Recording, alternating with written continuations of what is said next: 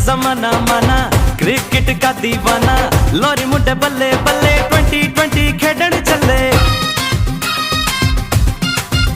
ओ सारा ये जमाना माना क्रिकेट का दीवाना, लोरी मुंडे बल्ले बल्ले 2020 खेडन चले। हर बज लगे मेले कुड़ियां ते मुंडे आते, केड़ा केड़ा साडे बल्ले आसे पासे उत्ते थल्ले। सारे लोग कहंदे सानू किस्मत दे सिकंदर, सारी टीमां इको पासे बस साडा पहला नंबर। दमादम दमादम दमादम मस्त कलंदर कलंदर लाहौर कलंदर। रहीम, आप सब दोस्तों की तशरीफ आवरी का बहुत शुक्रिया। ये सफ़र आपको पता है 10 साल पहले हमने शुरू किया था प्लेयर डेवलपमेंट प्रोग्राम का, और 6.5 लाख से ज़ायद बच्चों के ट्रायल हमने किए इस सीज़न से पहले। और आपने देखा कि शाहीन हो, हारिस हो, फ़खर हो, अब्दुल्ला शफीक हो, सलमान अली आगा हो, या उसामा मीर हो, एक लंबी लिस्ट है। और इंशाल्लाह अब ये प्राइम मिनिस्टर के विजन के मुताबिक हमने पूरे पाकिस्तान में ये बेड़ा उठाया।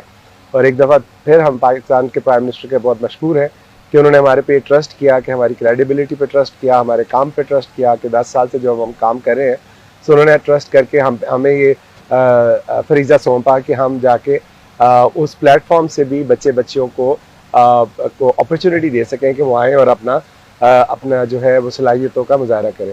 सो हमारी जो टीम है ऑब्वियसली जो फीमेल हैं उनको लीड कर रही हैं मरीना इकबाल, और ये पहली दफ़ा हुआ है कि हम मेल के साथ फीमेल का भी इस मैसिव लेवल पे कर रहे हैं। और तो अगेन हम प्राइम मिनिस्टर ऑफ पाकिस्तान के बहुत शुक्रगुजार हैं, राना मशहूद साहब के बहुत शुक्रगुजार हैं कि उन्होंने बच्चियों को भी अपॉर्चुनिटी दी कि वो आएँ और अपनी सलाहियतें दिखा सकें।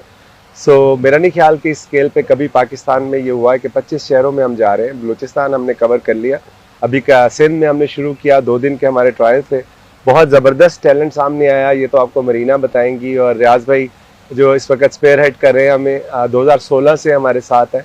पिंडी के टीम के ये हेड कोच थे जब हमने शुरू किया था 2016 में।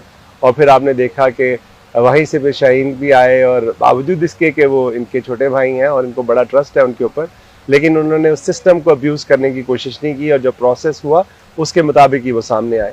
सो रियाज भाई का बहुत शुक्रिया और मरीना का बहुत शुक्रिया कि वो पाकिस्तान के बच्चों के लिए इस धूप में खड़े होके, बल्कि इस चलचलाती धूप में खड़े होके उन्होंने सुबह से शाम तक जो है अंत तक मेहनत करके बच्चे जो है वो सिलेक्ट किए।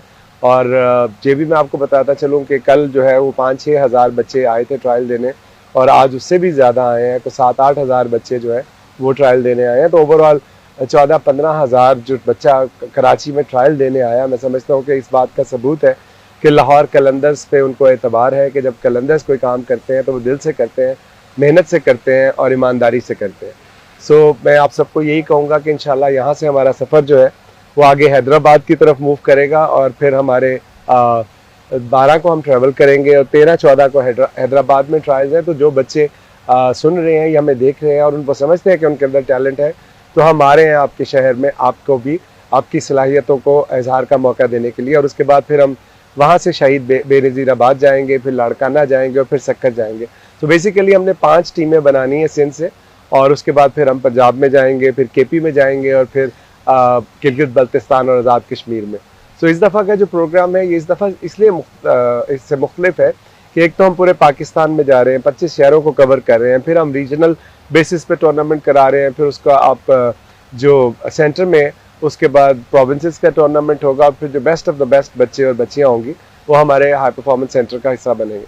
सो मैं एक दफ़ा फिर बच्चों का बहुत शुक्रगुजार हूँ कि वो आए और जौक दर जौक आए, और उसके साथ साथ सिंध गवर्नमेंट का बहुत शुक्रगुजार हूँ, SSU के डॉक्टर जो है उनका बहुत शुक्रगुजार हूँ, DIG साहब का, कि मकसूद मेमन साहब का, कि उन्होंने पूरी हमें भरपूर सपोर्ट किया।